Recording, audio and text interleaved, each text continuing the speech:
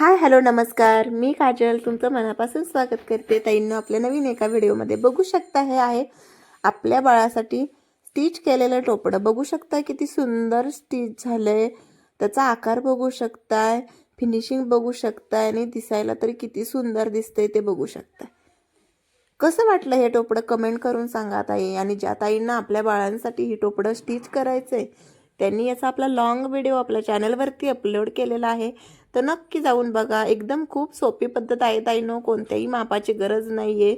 अशा पद्धती हे टोपडं मी तुम्हाला सांगितलेलं आहे. तर ज्या ताईंना आपल्या मुलांसाठी किंवा सेल करण्यासाठी अशी टोपडी बनवायची आहे त्यांनी आपला व्हिडिओ नक्की बघा.